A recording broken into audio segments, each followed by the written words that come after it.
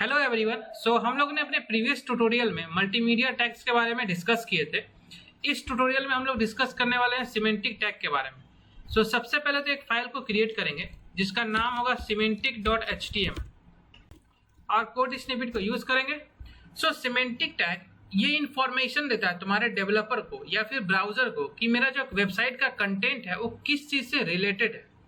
इसको अच्छे से समझने के लिए पहले हमको समझना होगा नॉन सिमेंटिक टैग क्या होता है। हम अभी यूज करने वाले हैं नॉन सिमेंटिक टैग। ये जो डिव है इसको हम लोग कह सकते हैं नॉन सिमेंटिक टैग। अगर हम इस डिव के अंदर एक हम हेडिंग लिखना चाहे तो एक और डिव लेते हैं और इस डिव के अंदर हम लिखते हैं let's suppose my website as a heading, ठीक है। और सबसे पहले इसको कंट्रोल एस से सेव करेंगे और रन करेंगे। गो लाइव पे क्लिक करेंगे और यहाँ पर मेरा आउटपुट आ गया। अगर कोई डेवलपर मेरा कोड देखेगा तो क्या वो समझ पाएगा कि ये जो हम माई वेबसाइट लिखे हैं वो हेडिंग से रिलेटेड कोई चीज है? नहीं, क्योंकि इसमें कहीं पर भी हेडिंग से कोई मेंशन ही नहीं कि इसमें कहाँ कोई हेडिंग हो रहा है, क्या कुछ हो रहा है। ये सिर्फ डिव है, ठीक है। कंटेंट में तो सिर्फ हम डिव ही यूज किए हैं। तो अगर हम इसमें एक और चीज यूज करते हैं, लेट्स सपोज हमको लिंक यूज करना है, ठीक है। तो डिव के अंदर भी अगर हम लिंक यूज करते सी ए टैग के अंदर हम href यूज करें, ठीक है। और इसमें अभी तो हम हैश लिख देते हैं और यहाँ पर अगर हम ब्लॉग यूज कर दिए, ठीक है, ये ब्लॉग। फिर लेट्स सपोज एक हमको पैराग्राफ यूज करना था, डिव के अंदर हम एक पैराग्राफ यूज कर दिए p और रॉलेम लिख दिए।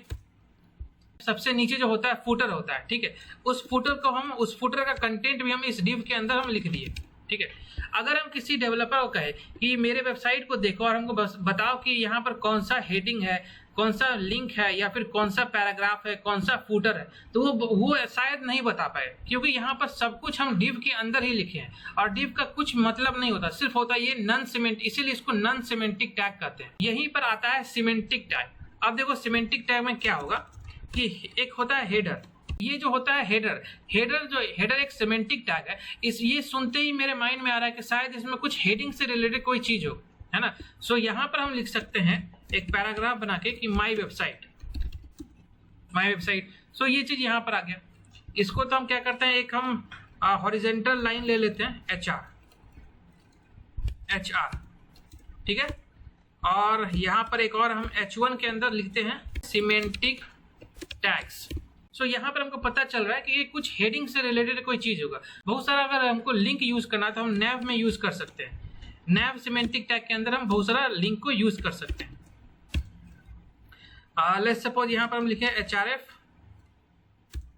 तो यहाँ पर हैज लिखे और यहाँ पर लेट्स सपोज ब्लॉग, फिर इसको मल्टीपल टाइम और यहाँ पर ब्लॉग की जगह होम, फिर यहाँ पर लेट्स सपोज पोस्ट,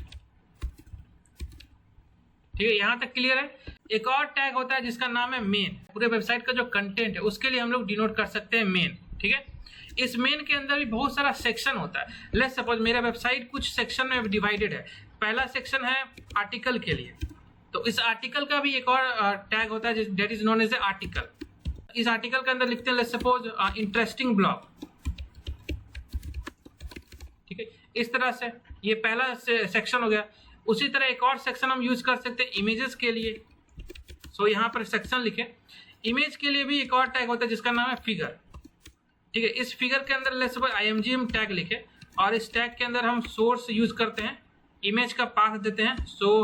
मेरे पास एक इमेज है जिसका नाम है demo.jpg। यहाँ पर हमको सबसे पहले स्लैश और demo.jpg, उसके बाद हम alt यूज करेंगे। यहाँ पर लिखेंगे डेमो इमेज, ठीक है। यहाँ तक क्लियर है। मेरा यहाँ पर इमेज आ गया। सबसे पहले तो इसका हम हाइट और विड्थ को सही करेंगे। विड्थ लेट्स सपोज 200 और हाइट भी 200। ये ऐसा कुछ आउटपुट आया। विड्थ को हम इंक्रीज करते हैं लेट्स सपोज 300 तक। अब सही है, ठीक है। इसमें भी एक और होता है फिग कैप्शन भी होता है। इस फिगर के अंदर फिग कैप्शन होता है। फिग कैप्शन एक्चुअली तुम्हारे इमेज के बारे में डिस्क्राइब कर सकता है, like this image is related to nature.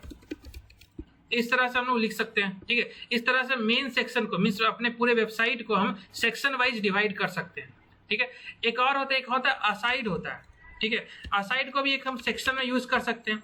इस टैग में हम लोग वैसे इंफॉर्मेशन को लिखते हैं जिससे हमारे कंटेंट मीन्स हमारा जो मेन वेबसाइट का जो कंटेंट है वो डिस्टर्ब ना हो, उसमें उससे कुछ लॉस ना हो। इसमें हम लोग इंक्लूड कर सकते हैं साइड बार, जो यहाँ पर कुछ साइड बार आता है, इस पर क्लिक करने से इधर से कुछ स्लाइड होता है, उसको हम लोग यहाँ पे इंक्लूड कर सकते हैं। या फिर कोई एक ऐसा हमको मैसेज देना हो, छोटा सा एक बॉक्स के लिए बॉक्स बना के कुछ हमको मैसेज देना, तो वहां पर ऐसा कंटेंट को हम लोग असाइड के अंदर हम यूज कर सकते हैं।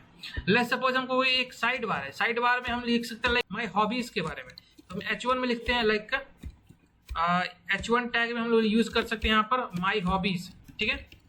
और माय हॉबीज के अंदर भी हम एक UL यूज कर सकते हैं, ठीक है। इस UL के अंदर हम LI यूज कर सकते हैं, LI में लिख सकते हैं, सबसे पहले लिख सकते हैं लाइक रीडिंग, उसके बाद उसी तरह से कोडिंग। इस तरह से हम असाइड के अंदर कुछ कंटेंट लिख सकते हैं। एक और होता है फुटर होता है, जो फुटर होता है सबसे लास्ट में होता है। सो फुटर के लिए हम लोग यूज कर सकते हैं, यहाँ पर कंटेंट यूज कर सकते हैं लेट्स सपोज P पैराग्राफ। अगर हमको लिखना हो कॉपीराइट का सिंबल अगर हमको यूज करना हो तो हम लिखते हैं एंड कॉपी और सेमी कॉलन। अगर हम ये तीन का कॉम्बिनेशन यूज करें तो सी यहाँ पर मेरा कॉपीराइट का सिंबल आ जाएगा। और हम लिख सकते हैं उसके बाद 2025 कॉपीराइट, ठीक है। सो आई होप तुम यहाँ तक समझे होगे कि क्या सिमेंटिक टैग होता है, इसको क्यों यूज करते हैं। ये रीडेबिलिटी को इंक्रीज कर देता है और ये जो SEO को भी बहुत अच्छा से ऑप्टिमाइज करता है। SEO हो गया तुम्हारा सर्च इंजन ऑप्टिमाइजेशन, ये सब हम डिटेल्स में आगे पढ़ेंगे। सो सिमेंटिक टैग भी एक बहुत अच्छा इंपॉर्टेंट रोल प्ले करता है SEO को ऑप्टिमाइज करने में। सो आई थिंक यहाँ तक तुम डिफरेंस समझे होगे semantic tag non semantic tag में क्या होता है। देखो नॉन सिमेंटिक टैग, एक और नॉन सिमेंटिक टैग होता है जिसको हम लोग स्पैन कहते हैं। स्पैन में भी कुछ कंटेंट हम लोग यूज कर सकते हैं, ठीक है। तो स्पैन और डिव में क्या अंतर होता है। ये जो डिव होता है ये ब्लॉक टाइप होता है और स्पैन जो होता है इनलाइन टाइप होता है। इसको हम अच्छे से समझेंगे CSS में। CSS में एक्चुअली इसका टॉपिक ये ब्लॉक टाइप क्या होता है, इनलाइन टाइप क्या होता है। So this is the last topic of our HTML tutorial, that is semantic tag, okay. And after that we are going to start with CSS tutorial.